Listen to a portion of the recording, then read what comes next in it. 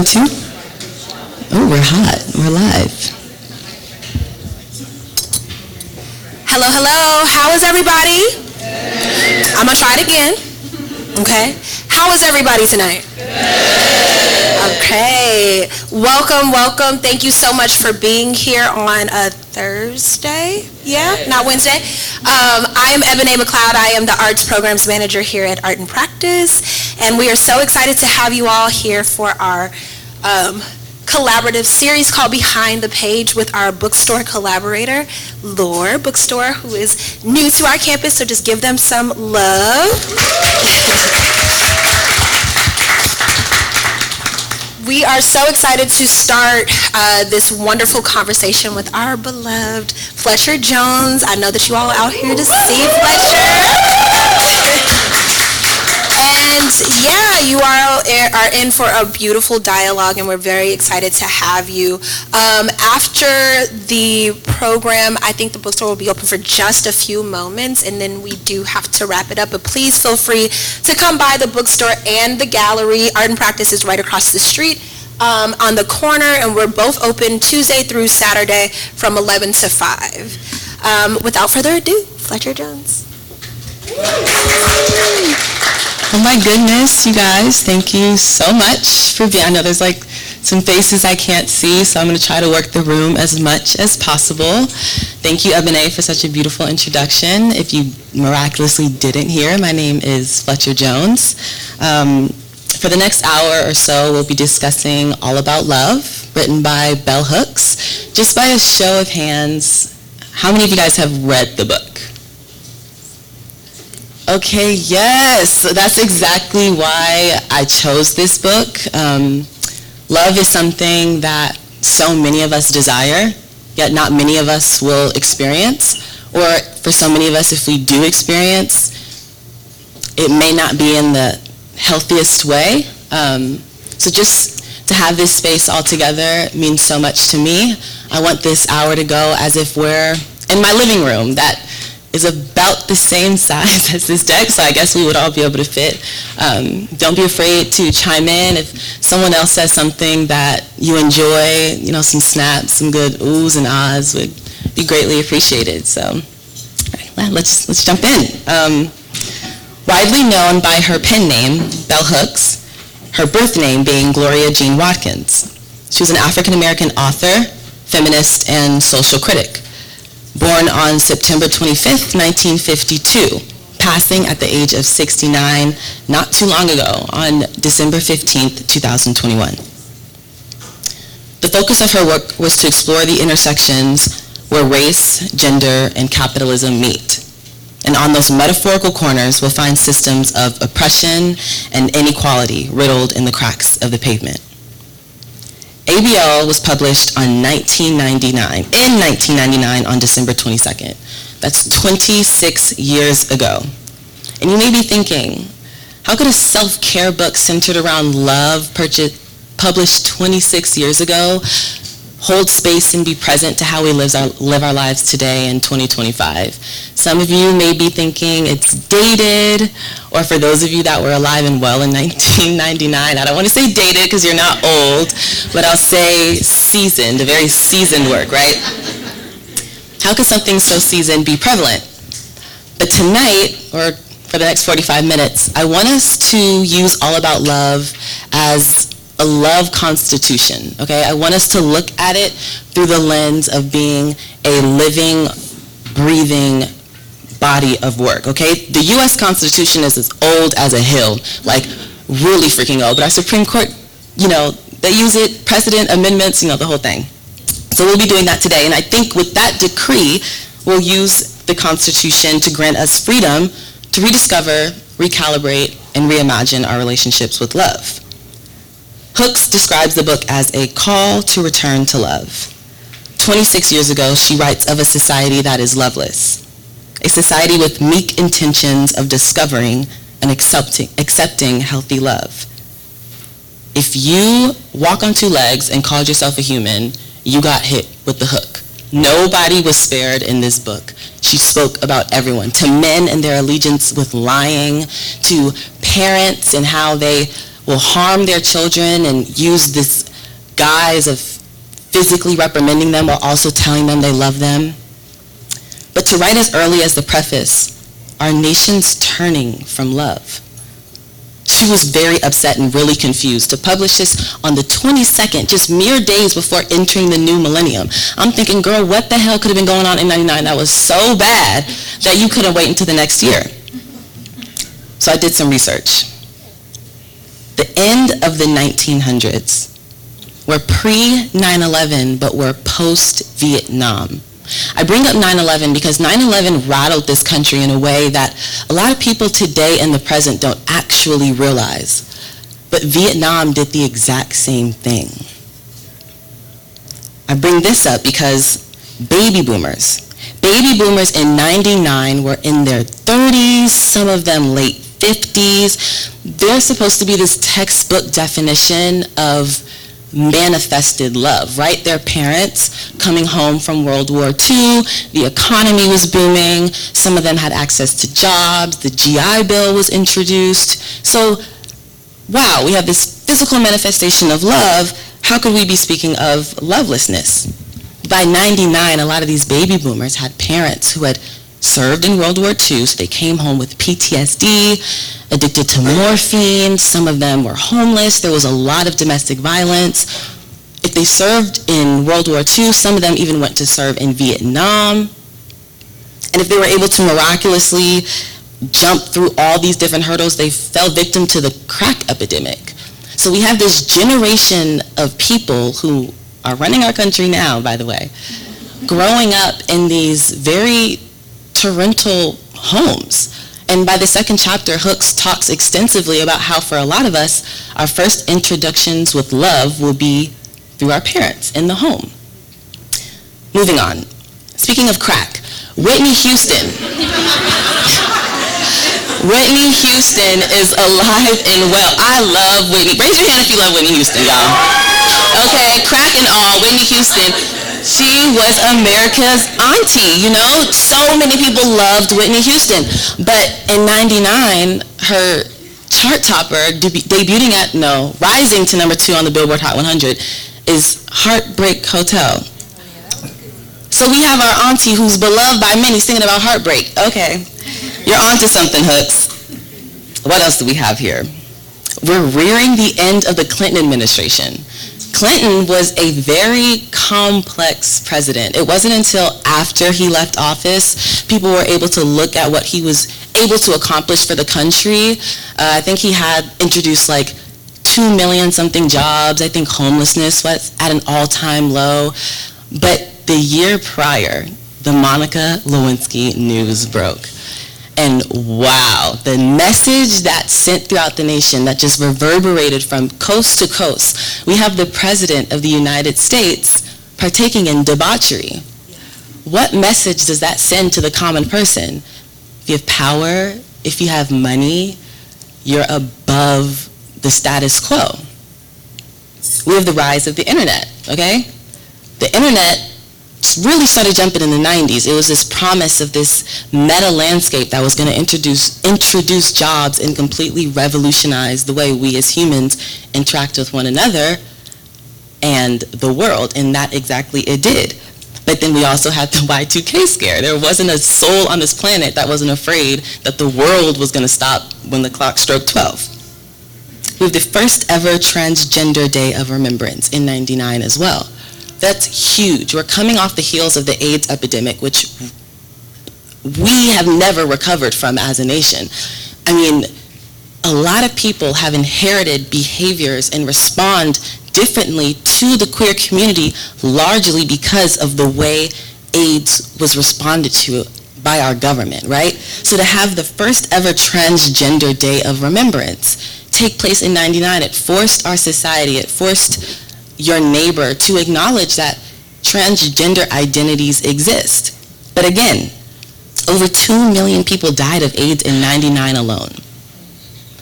So I say all of that to say, okay, maybe it was a loveless society. We have every corner of revolution and the proper breeding grounds for love to manifest, but also being equally pushed back by these systems of fear and domination. When commenting on how loveless society was, Hook says, "I awakened from my trance state and was stunned to find the world I was living in. The world of the present was no longer a world open to love, and I noticed that all around me, I heard testimony that lovelessness had come the order of the day. I feel our nation's turning away from love as intensely as I feel it abandoning me in my girlhood. Turning away, we risk moving into a wilderness of spirit so intense we may never find our way home again. I write of a love to bear witness both to the return of love and the danger in this movement.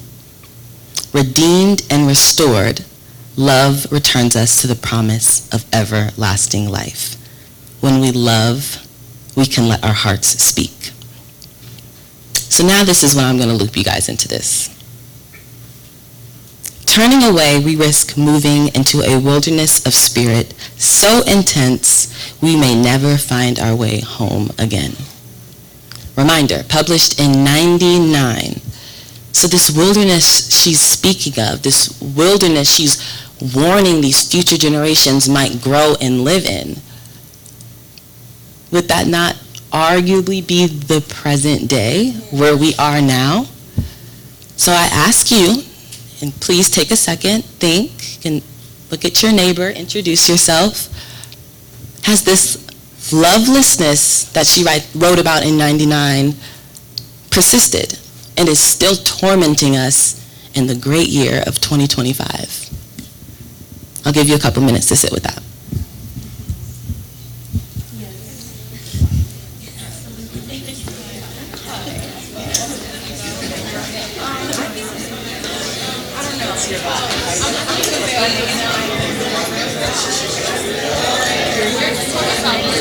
Yeah.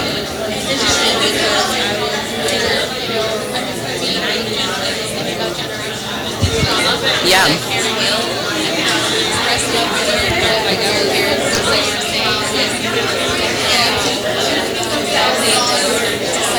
Mhm.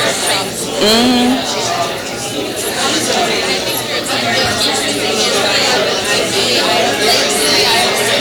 Yeah.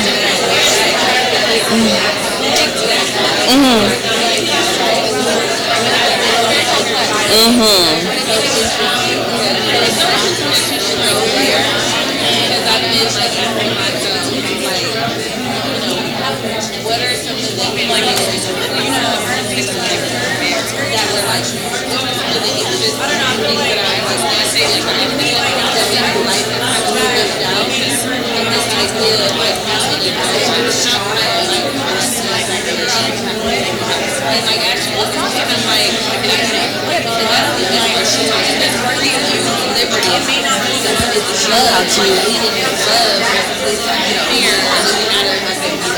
Needing to protect myself or needing to have structures or whatever.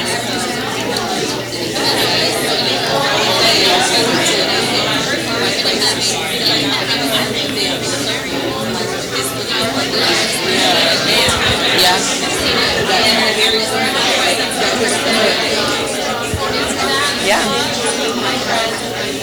Yes. I love that. Absolutely. She spoke about fear a lot in this book.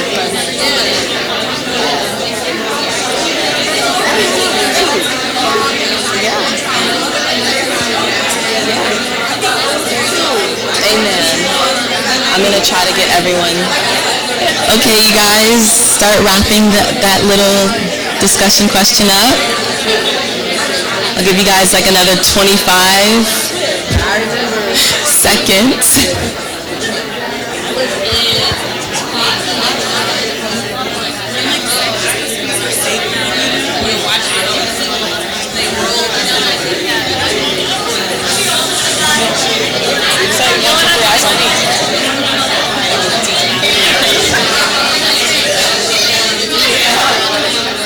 All right. Okay. I need a call and response. Like, what's a good one? Like, when I say hey, you say ho. Like, what? Okay. Okay. Hey. Ho. Hey. All right, we back in this joint. Who would like to give their opinion, their answer to that question? Don't be shy. I know that's right. Okay, I have to introduce myself, so you do as well. Hi everyone, I'm Tiffany, and I am a grand millennial, so I was, 12 or 13, somewhere around there when this book was published, and I was telling, what is your name? I didn't get your name. Karina. I was telling Karina that I've been doing some inner child work, and that's when I attracted this book. You know, I believe everything happens for a reason. So I attracted this book while I was doing some inner child work, and then now you're asking this question about like how things have evolved or changed. I feel like I've come full circle. Like the question I've been asking myself is, you know, what has been snuffed out by this idea? What are the things that naturally excite me, or that, you know, that my heart is gravitating to, that maybe has gotten snuffed out by this idea of needing to be an adult, and like what that means, and, you know, integrating into society and being responsible and all that kind of stuff. And so I think sometimes systems that are maybe designed, our parents, etc., family of origin, they're trying to protect us, they're trying to instill values into us that they think that will help us be successful, but some of that can instill fear, right? And not to turn this into a therapy session, but I found myself leading with fear rather than love, and so these are things that I'm examining, so. Thank you for sharing. Okay, so keep sitting with that. Oh, I know that's right. Introduce yourself, please. I'm Jordan. Hi, Jordan. I just wanted to piggyback off of, and I apologize, I was thinking. Tiffany. It was Tiffany? Tiffany. Okay, I won't forget that's my sister thing. All right. I just want to piggyback on this idea of what you were talking about in the poem, and the idea that I think, especially in our community, there has been a focus on trying to not let or children or anything like that be victims for any reason. But with that, I've noticed that it comes with almost a blaming if you are. And Absolutely. being in that situation, we grow up and we keep that in mind, and we look at other people like that. If you find yourself in a situation where something that happened to you, why were you in that situation? Yeah. Why did you go there? Why did you do this? Why did you do that? And I feel like, especially in this last voting situation, and having a lot of like black men and a lot of Latino men like voting for something that was antithetical to their existence, I feel like we gonna go there a little bit later. I promise you. Now we'll circle back. It's like people can, because they grow up that way, they can blame people for being in the situation they are in. They don't see themselves possibly in the situation. They don't know how to find empathy for the people that need help. Because they see them as being there on their own, regardless of their fault. Yes. Thank you, Tiffany. Please keep that right here at the front, because I promise we're going to get right back there. So to ask a question like, are we living in a loveless society, can be very difficult, because we arguably all have very different definitions of what love is and what love means to us, right? So typically it is how you grow up, who you are, your identity, all creates lenses on how you view yourself, how you give yourself love, and how you give it to other people. And while revisiting this book, I realized that my definition needed some like revamping, and it also had been ridiculously tainted by my most previous experiences with love. I realized my identity had changed a lot since the last time I checked in with myself. I'm 23, I'm black, I'm gender questioning, I'm middle but like really lower class, and I've never been in a committed, loving relationship. So like, wait, that's when you guys are supposed to gag and be like, what? Oh my God. Wait, like put a ring on the, okay, go home.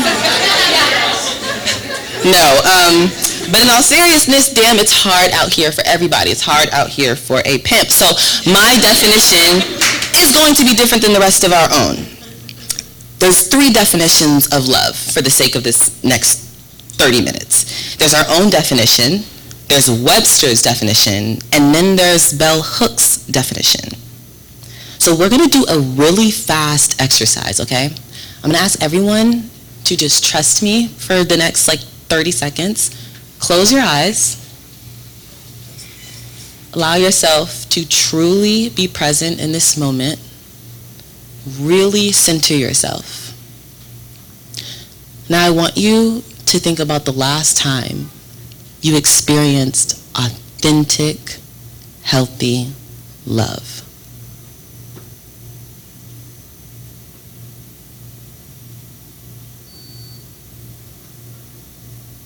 And now use that prior experience to define love.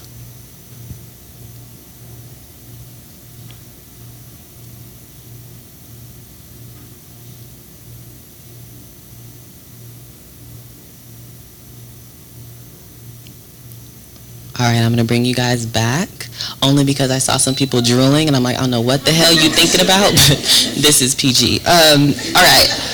Would anyone like to share their definition of love? Okay, yes. Sorry. Introduce yourself. Hi, my name is Zita. Zita, you can hold the mic. Oh, I'm sorry, girl. Thank you.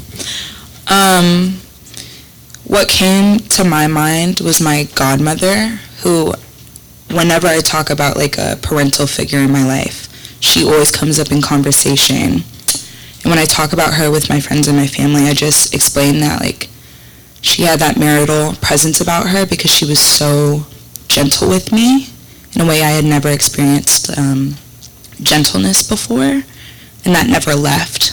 Even through, discipline, she could do it without destroying me in my personhood. It was just about seeing who I actually was. I remember singing at the top of my lungs in a grocery store, and my mom would always be like, you need to shut the fuck up, you know what I mean? And anytime I was with her, she was like, no baby, you need to sing as loud as you can, you know what I mean? And it was just seeing a special part of me and nurturing that and protecting that, even though it wasn't socially appropriate for the situation. Thank you. I will give it to someone else, but I just want to say thank you for sharing such a vulnerable experience. As you can see, love is something that requires us to be so vulnerable. So let's just continue to be as vulnerable as we can and respect one another. Thank you. That was beautiful. Thanks. Hi, my name is Bo. Hi. When I think of love, I think of God. God is love, or a energy or being greater than any human experience. And I don't mean to sound cynical, because Bell Hooks does talk about that in the book, how younger people have a sense of cynicism when it comes to love, and that we may not find that within our human experience. But I do feel an act of love that humans can give others is helping them reach that connection with the higher power, and that love that can bring. I think it's an act of love, if that makes sense to me. But God is love for me. Yes. Okay, we're going to move on just a little bit. I'm so happy that you brought that up, because I would like to talk about Webster's definition of love. Let me sit down, child. Okay. Love, as Webster's defines, is a noun. And I grew up thinking a noun is a person, place, or thing. Okay, I'm going to let y'all rock. What else do you have? An intense feeling of deep affection, a great interest and pleasure in something. Now, I don't know about y'all, but that was just so whack to me, because we just had these 2 beautiful definitions that just literally physically felt heavy. It spoke to our soul, it spoke to our spirit. So for the definition to just hold no space, it didn't make sense to me, and it didn't make sense to Ms. Bell either. She says, astute theorists of love think we would all love better if we used love as a verb. We would all love better we would love ourselves, we would love others as a verb. Psychiatrist Scott Peck describes love as the will to extend oneself for the purpose of nurturing one's own or another's spiritual growth. Love is as love does. Love is an act of will and intention and an action. Now I have another question to throw at you. Why would viewing love as a noun be beneficial? Why would it be beneficial to view it as a verb? And how do you choose to walk through this life? I'm giving you literally 2 minutes to talk to the person next to you. Clock starts now.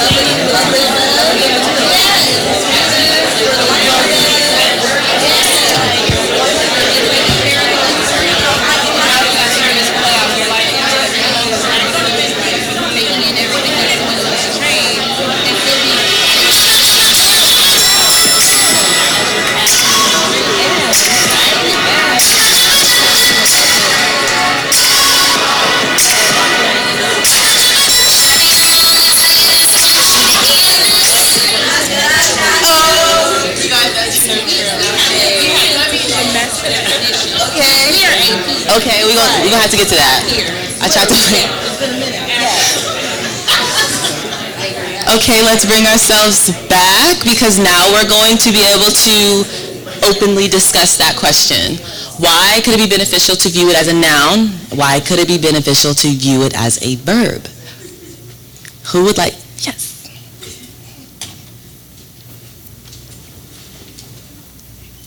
Hi everyone, my name is My Joy. Hi, My Joy.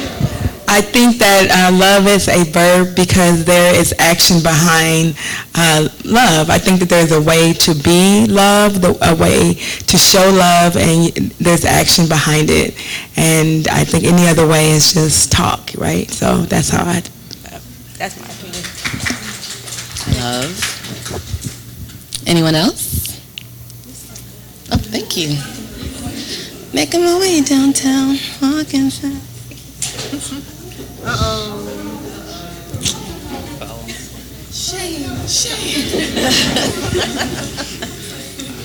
Hello, my name's Johan. Hello. And I do see love as a verb because I think it is something you practice, you work on constantly, and like it doesn't come without effort and sacrifice. But like I do understand how it can be a noun because like it's something tangible, and sometimes you need that like title of something tangible. Like I have strong feelings for this person, and like I want to like say something like, what is it? But you don't want to call it what it is. So like sometimes it's good to have that noun, like that word love. But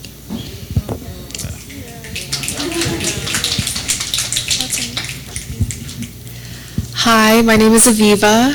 Hi, Aviva. And love as a verb is part of you. It's in you. It's what is action. What's caused the actions because it's in you. And as a noun, I think to me it's something that you can attain because it's not part of you, because it is tangible. It's something that is a goal. It's a vision. But it's also, I mean, if we're getting into the other side, you know, it's something that could be out of reach. It could be something that is a finger breath away. So I think it's all about the circumstances and what you feel inside. Like as a verb, I think it gives you something to move with, and then as a noun, it gives you something to find. Thank you. Thanks. Of course. Greetings, I'm Natalie. Hi. My friends call me Nat Queen. But I just had a thought that immediately came to mind with the Webster one. I find that one empty, futile, because if we're only focusing on what feels good or what is defined as attraction, that doesn't necessarily mean it's good for you. Because like abuse, manipulation, toxicity, all of that can feel good at times. And so immediately it made me think of like when we teach kids, or back in the day they used to teach kids about good touch, bad touch, but then people moved away from that because bodies might respond even if that's not what is desired in that moment. So I could go like down that rabbit hole, but I think that Webster definition opens up the door for so many problems and so much confusion.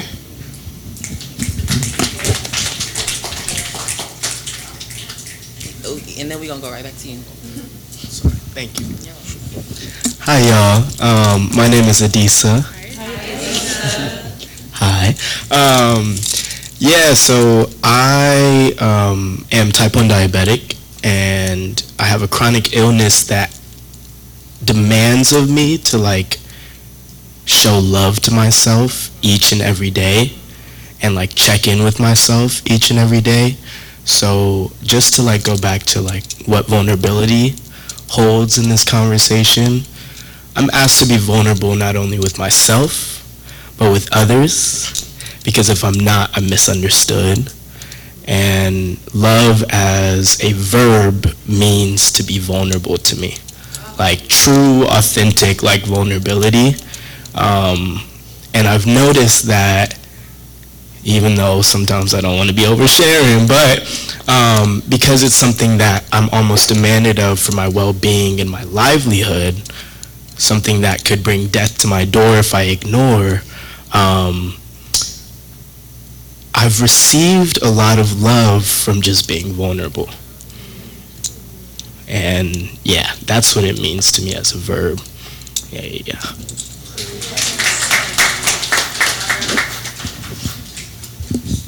Appreciate you. Hi, my name is Caleb, and I think both definitions are fine, but I think you can't have one without the other. I think they're needed to complete each other. So simply put, it's good to know what you have love for, but action fosters that love for what you love. Like, oh, I can say I love painting, I love art, but what actions are you taking to foster that love, whether that be within yourself or to show the world that you love art? I love this girl. What actions am I taking to show her I love her, and what actions am I taking to reinforce that love for her within myself, you know? So I think one is not complete without the other.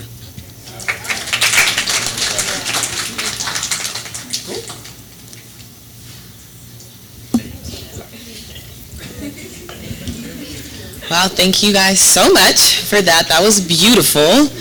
I wanted to round out that quote from Peck. The ending states, "We do not have to love. We choose to love. Since the choice must be made to nurture growth, this definition counters the more widely accepted assumption that we love instinctually." So when I was sitting with it, I realized so much action goes into loving as a verb. You have to show someone that you care. You have to tell yourself that you care. You're putting yourself in the game, right? Makes me think of the beginning of the book, this lovelessness, this reality, this fear of going out and chasing love. A lot of people stop before they even start because they have to face the fact that they may be without love. They may be experiencing this lovelessness. But when you put yourself in the game, you're consistently working towards a goal. This without feeling begins to dissipate because you're working towards it. It's not what you don't have. It's going to get what you want. I don't know, found it very interesting. Love isn't a mindless act. Critiques the idea of falling in love. She thinks it grants the person a privilege they don't have, an attempt to align themselves with passiveness, a way to claim love as a helpless feeling rather than a conscious choice and commitment. So that brings me to chapter 6, values, living by a love ethic. Hook challenges the dominant culture's obsession with materialism and individualism, saying we must replace these with a love ethic, a way of living that values compassion, justice, and mutual care. She connects love to social justice, urging a collective commitment. She makes claim that greed is incompatible with a love ethic, saying greed is impossible to value people over things. With greed being the order of the day, we'll see more people being exploited interpersonally or systematically. The first paragraph in chapter 6 reads, awakening to love can only happen as we let go of our obsessions with power and domination. Culturally, all spheres of American life, politics, religion, the workplace, domestic households, intimate relations should and could have as their foundation a love ethic. In her words, embracing a love ethic means that we utilize all the dimensions of love: care, commitment, trust, responsibility, respect, and knowledge. So I'm going to send you out into the wilderness again. Can we name any other values as we build this world that we want to live in? What might be missing from 2025's love ethic?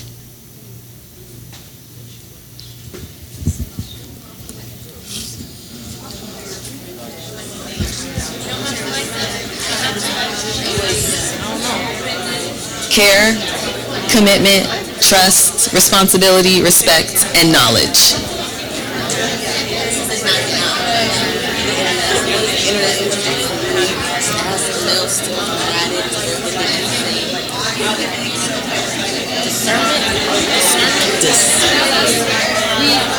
I think it's operating gluttony too much. It's like, how much can I get? It's self-serving in a way that's not. That's why I was like, I want to get. Because you're going to be I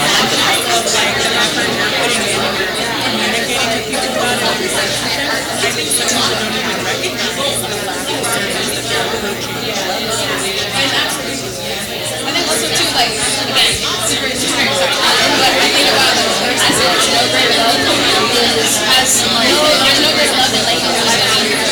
And that to me is like living our lives as servants, like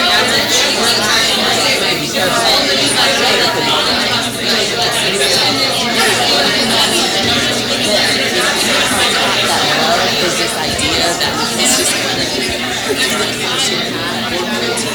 unless something ever clicks to feel, right? So you're not actively creating like your foundation that you treat somebody else by the highest one.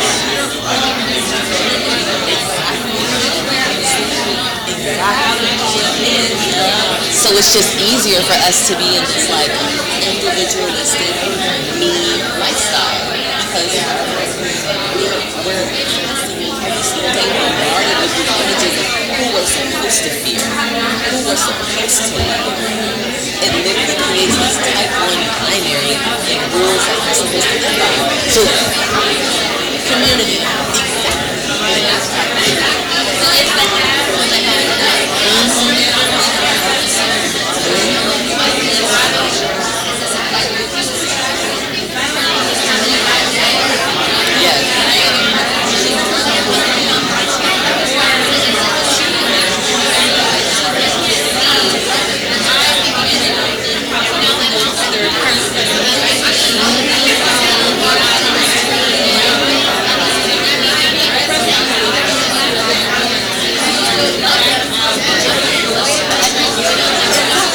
And if you're doing it, we create this love ethic that's all right? Just that of ourselves, and we've decided that this is a love ethic that we're living by.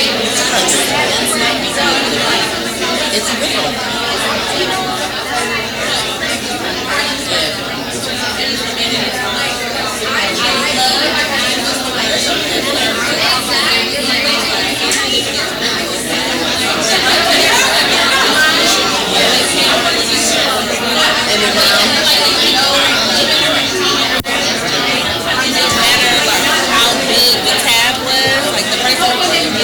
How much is the person? It would be like $60. And it would be like, okay, I wasn't meaning to spend that kind of money, but I'm gonna do it anyway for the sake. But it's the holiday for me.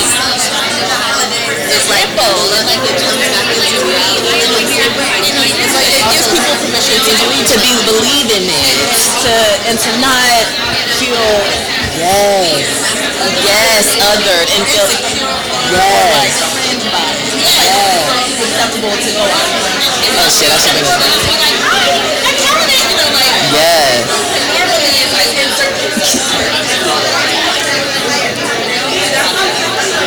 I'm gonna give him.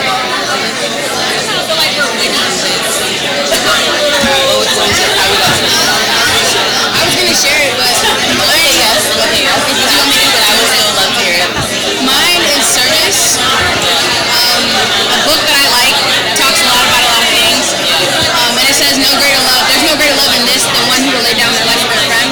And I think that's the epitome of service. Like, I think that we're in a society that's so gluttonous that we don't really talk about it enough. Like, we want too much. And it's for what gain, for what purpose? Like, if we're not servicing others, then it's really no point. We're gonna die and none of this is gonna be here. You know what I mean? So for me, it's service. I agree. There's like a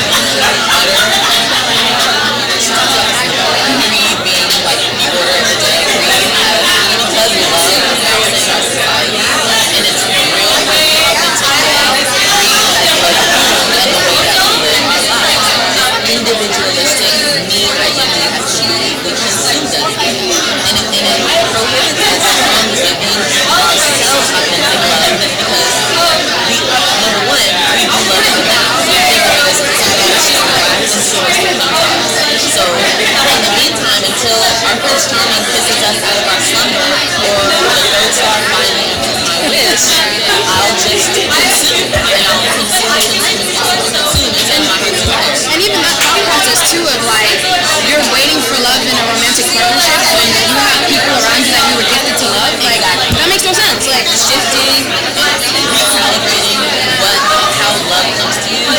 There's platonic, there's romantic. It's not all just romantic. Okay.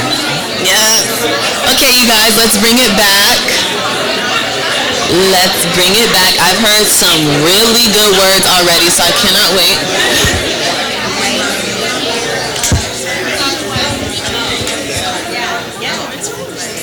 Sit here. Okay.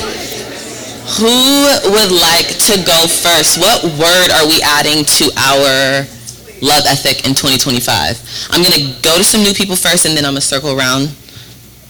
Any, Mo, get your thing. Hello, I'm Josh. Hi, Josh. So me and my friends here were talking about some different words, throwing some things around. Some things that I thought were accountability and consistency, because when it comes to self-love, you're going to lose it if you don't hold yourself accountable to keeping that up every day, and with that comes the consistency and the effort that it takes to build that love. And then we were also saying flexibility, because, you know, we're not all going to love each other in the same way, and we're not going to all accept love the same way, and we need to understand that, you know, the way that I receive love isn't necessarily going to work for someone else, and that's okay, you know? So I think those are some important words to add. Oh, thank you. Who else wanted to go? Kendall, and then I'll let you go because I got your mic. Hello, my name is Kendall. I think the one thing that stuck out to me was communication. A lot of people nowadays in this generation do not know how to communicate, and it gets a lot of misinterpreting of, oh, he say, she say, or it's, well, I thought you assumed this, da da da, and now we are in a space where it's like, okay, now I can't trust you, and you're assuming that I know certain things, and that's just not the case. Honestly, there's a lot of things missing in 2025 of love, and I was just coming up with boundaries and just, I personally, like, for me, I'm learning to have patience and to not to get the ick so quickly. Like, just thinking of past situations where it's like, okay, I didn't like this and that someone is doing, so I'm talking to someone else and they're slightly doing what so-and-so did. Okay, now I'm not going to mess with you because I'm not going to go through that again. But it's not even to that extent, and it's understanding certain people's boundaries, and it's just understanding that everybody is different and to have patience. So, yeah. I agree. Hi, everybody. My name's Francesca. The word that I was talking about and thought of is service. There's a book that I like, and it says, no greater love is any of these than one who lays down their life for their friend. And I think that that's a very true concept. We live in a society that's very gluttonous, and we want everything all at once all the time. And to what gain? Like, what is the point of that, right? Like, we're not going to leave this earth with all of these things. And I think that we forgot how to serve one another, not as a form of bondage, but as a practice of love. So I think service is a really big one.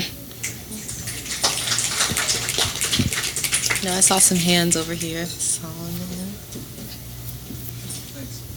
Hello, I'm Solomon. Hey, Solomon. Hello. We were talking about the word perspective, and we are also talking about accountability. But I feel like, to me, like, perspective is a little bit like, it's like a little bit on the lighter side of accountability. To hold somebody accountable is, I think, something that's very powerful and strong in a way, and to show somebody perspective in a way I feel like is on a little bit like a lighter way of kind of giving somebody the push that they need to maybe like love themselves more or to give more love in a different way. But I think in love, one of the most important things you could do is kind of like show somebody, like we were talking about holding the mirror up and kind of like respectfully showing somebody, how they are in a way that could help them grow.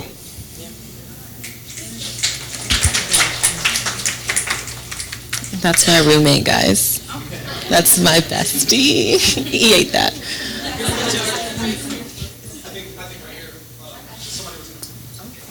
Are you sure? Hi, my name is Amina. Hi y'all. What I wanted to say, I feel that we're missing like shamelessness a little. I feel sometimes we go through love or we feel love and we experience shame with that. I think I like what you were saying about holding a mirror to someone a little and doing that through love and being able to like not save face. I feel like a lot of times we go through things and we feel like we have to like be a little shameful when you don't.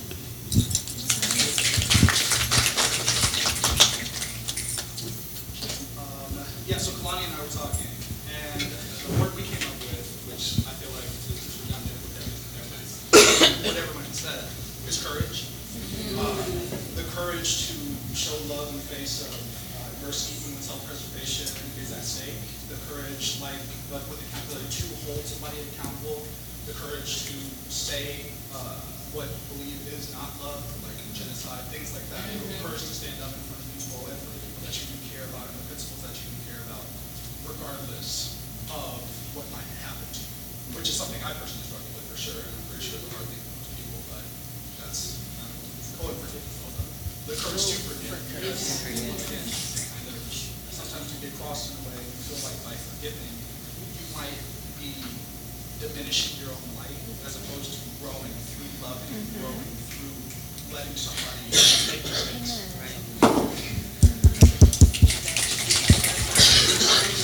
Yes. I feel like we had got into some real good dialogue that should be shared.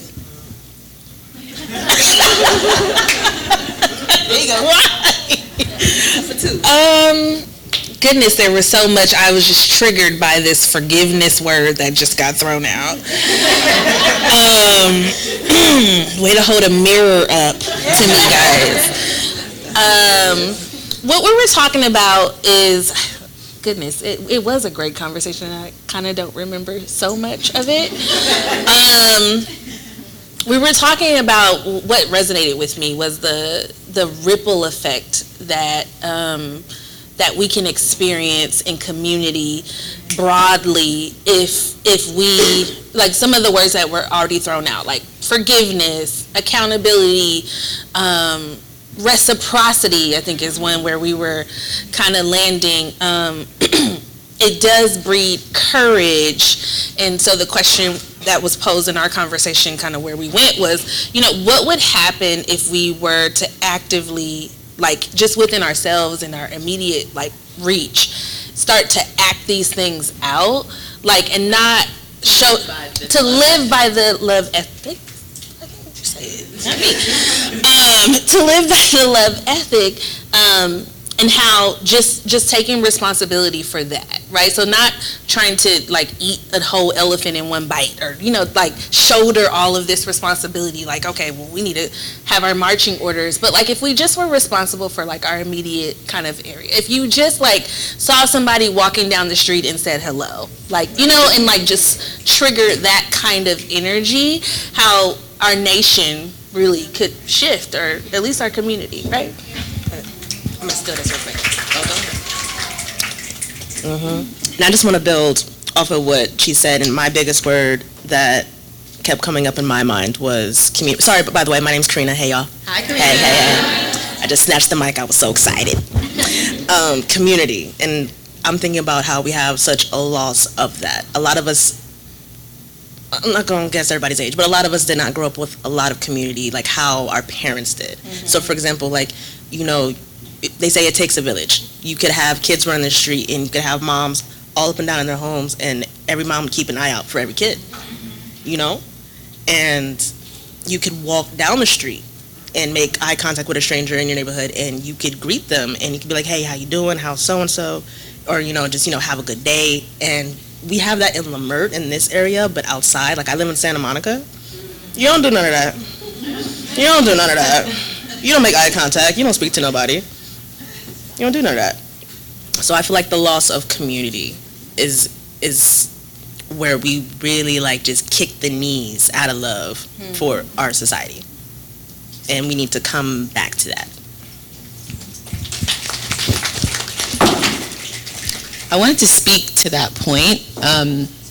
Within the book, she speaks about how there's, the way I interpret it, there's not a opposing force to love.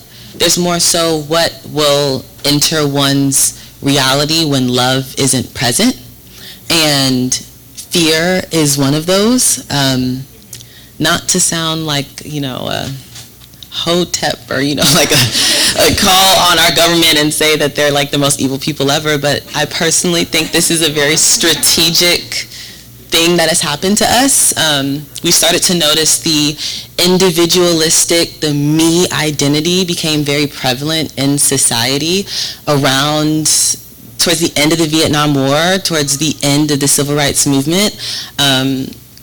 If you asked people in the 50s, well, depending who you ask, they would say America was one of the greatest nations to live in. It was the land of the free, home of the brave. It gave people opportunity. There was this promise that our nation held so close to its heart. And it wasn't until they got their asses up and went to a nation many Americans didn't even know existed, and started spreading this imperialism, and proved to its people that it was profit over people.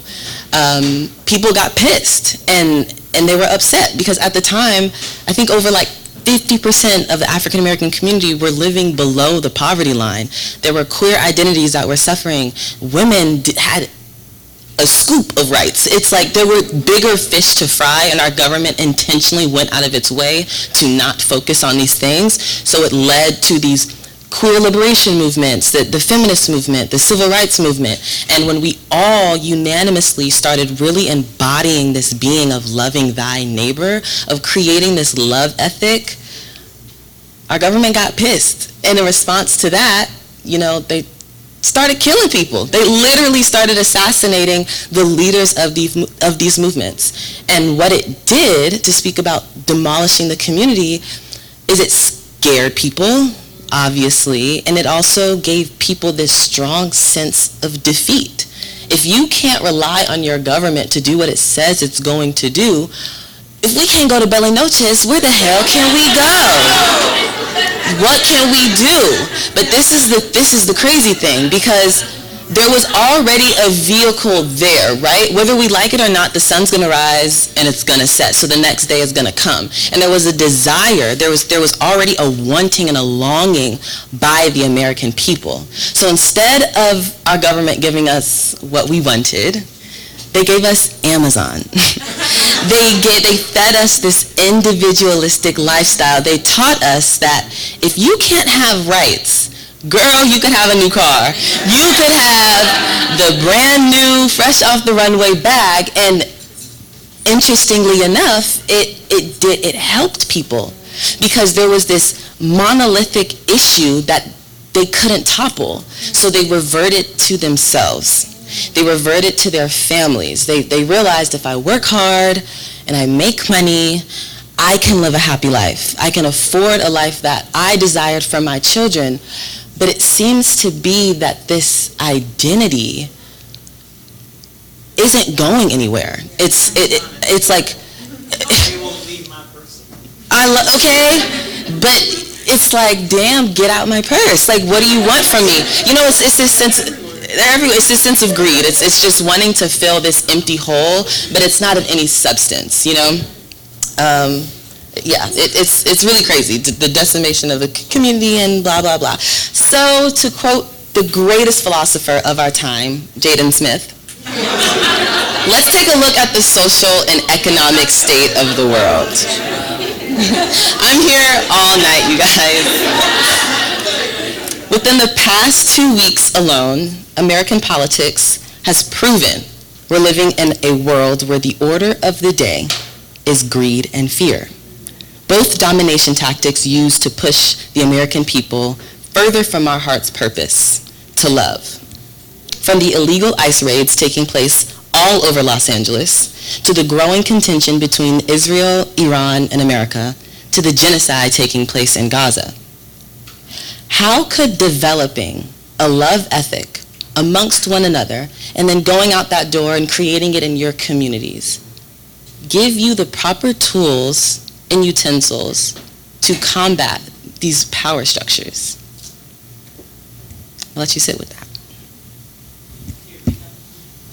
How could living by a love ethic, creating this space here, going back into your communities, living by a love ethic, give you the proper tools to combat these powers at B, the fear that's currently running amok in our nation?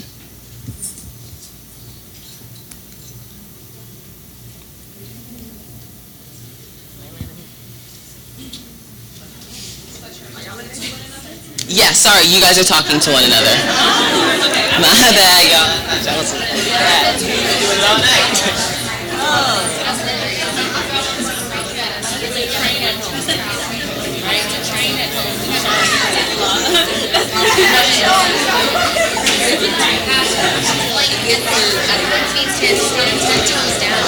It's something to actually have a point of view.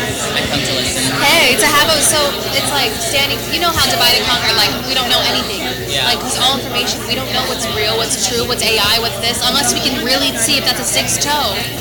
And so when you're talking about love, ethic, I think it's like to have an ethic, to have a pattern that is healthy, really breaks what the patriarchy is trying to do, which is to make us stupid, fat, lazy, uncoordinated, unethical. You know, they want to divide and conquer, but to have standing 10 toes down in something, to be 100% in, to have a point of view, to stand, to have courage, you know, to be like, you know, do this, oh, my career, no, then you ain't shit. You don't want to stand up for something? It's like recalibrating what you're about. Exactly. And when you have values, you have set a value system. Exactly. Other things are more important than exactly. When your foundation is solid, nothing's going to break your building down. Because they want to break your building down. They want to have fucking apartment complexes with the exact same fucking thing, which is fucking stupid. So that is just something we rise. Literally, like we always have to rise. Like, because they divide and conquer. Dude, we don't need Democrats or Republicans. Like, we don't need that shit, but they need that because that's how it's easy to come, you know. And you're doing it, incredible. incredible. Yes.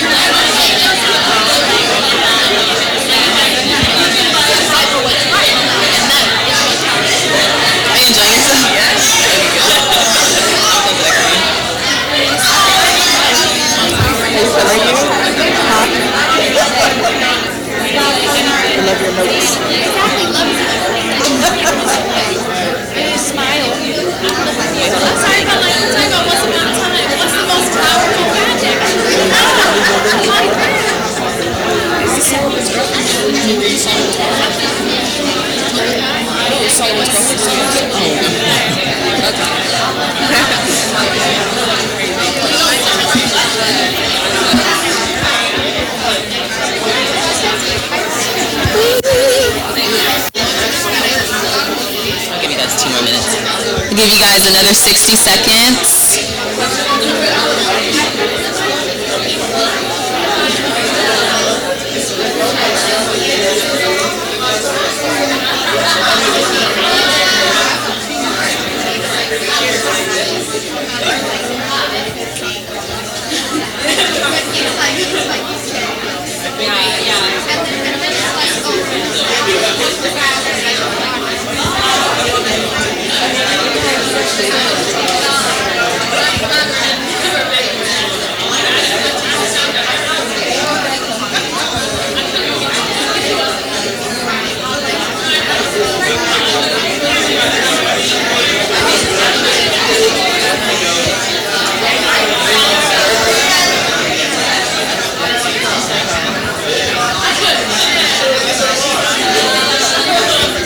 Like a season. They don't know it.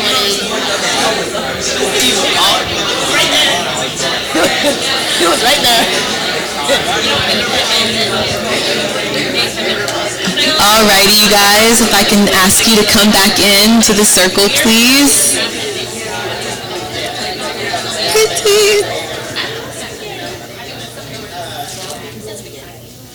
Alrighty. Y'all know the protocol by now. Who would like to jump in the double dutch?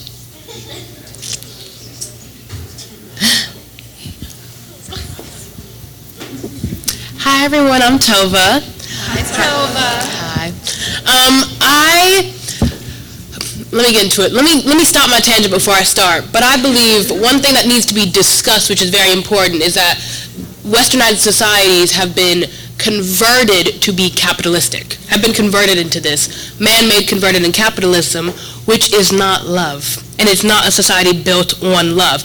Back to your conversation about Amazon, we're over here built on things like you need to buy this or do this to understand what love feels like, turns into the noun again in a negative connotation, not in the positive connotation. So I think us as a, ooh, why does this make me nervous? I'm like, I think us as a community, it's so important for us to root ourselves in love, because love is powerful. Sorry, I'm going to say it. Love is powerful, and it's one of the most powerful things on this planet. Why do you think they can't break us? They keep trying and they can't do it. Like, come on now. So with that being said, it's so important for us to stick with that light, because sure, it's not the brightest thing on God's green earth right now, but it's still there and it shines very brightly. No, it's not it's got quality, but it's not got quantity right now. But it's up to us as a community to build on that quality and to keep that light flickering so it becomes that quantity and quality, so we can have it all. So, you better speak, sister. You come on. Elisa. Thank you for that, Tova. Yeah, some of the things that have been talked about are reminding me, the start of this year, there were fires happening in our city, and my family unfortunately lost a home that we were living in for 20 years. And I knew if my home was gone, All of the homies that I would skate to their homes were gone. So to speak towards community and what love can do, shortly after it was safe to be in the area again, and people were checking on their homes and their loved ones and friends, I met so many people I lived right next to that I never knew or had ever introduced myself to, but they would walk by, ask how we were doing. They would share resources and food and water and ask if we need anything, just let them know. Mutual aid was really popular, or it's just becoming more popular, which I think, honestly, during that time I was like, this is so easy to do. Share resources is so easy to do, and nobody's losing anything. If anything, we're gaining more by this connection and these connections we're making. So I feel like love is that seed that we can plant that really just makes everything around us the garden and allows all abundance of life to happen, because it took all of us experience a grave loss just to love each other again and see each other again, which is crazy and unnecessary. So that's what it's been reminding me of, what community can really do, because I do think it's we can look out for our little ones that are walking around the street, make sure that they're good, that they feel safe in their neighborhoods. And I think it's really as simple as just saying, hi, how are you doing? Or just paying somebody a smile. So, yeah. Thank you, Toves. Thank you, Fletch. Hello, I'm Bethany. Hi, Bethany. I made the point that spaces like this are really important so that we can sensitize each other and really be in community with each other and feel for, what each of us is going through. And someone brought up the point that while it's good that we're all sensitive to each other, the ruling class who's actually enacting this violence onto us is never going to be part of that conversation. If you look at any class triangle, the 1% physically at the top, they'll be separated because we don't have access to them. We don't have access to, have them hear us and care for us. And that just made me think that of that feeling of defeat.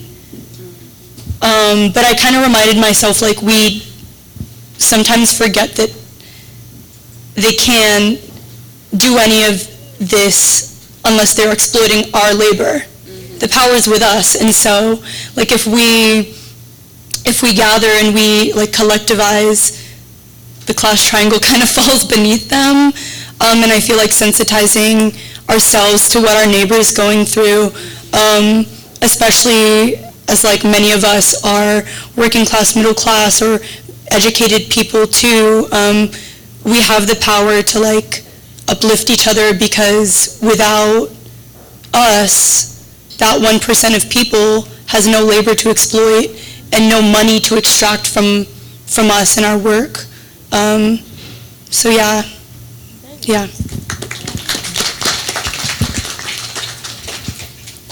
Yes, you guys, I agree with everything that was said, especially to your point, Tova, just about sometimes it's not about the quantity or sometimes even the quality. I think it can ebb back and forth, but in closing, you guys, we're kind of have to wrap it up. I know, so sad, but in closing, I would like to bring back up this lovelessness that we started our conversation with. I think there's love. I think there's a lot of love. It just is up to us to highlight it. It's up to us to shift our values, to your point, Bethany. How important is it for us to exploit somebody else's labor, exploit our neighbor? Where can we make sure that we're not stepping on someone to get over someone to get what we want? Is that necessary? Is that what's going to bring us happiness? Is that going to bring us closer to love? So I would like to leave you with this. Have we been living in the society Hooks wrote about all those 26 years ago? Have we lost ourselves in the wilderness, scorned, battered, and still in fear of love? And if so, what is your role in this?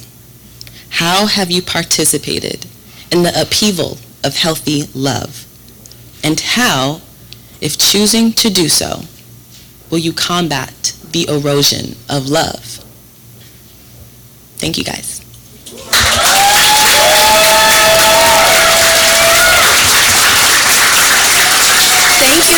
Thank you.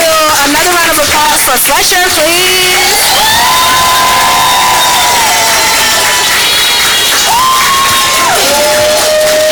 W's in the chat, y'all. W's in the chat.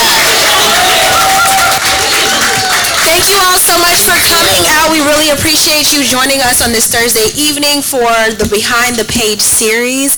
If you follow Art and Practice and or LORE Leimert Park, you'll be able to see a lot more events that we have coming up. Feel free to come back to the bookstore and the gallery, from Tuesday through Saturday from 11 a.m. to 5 p.m.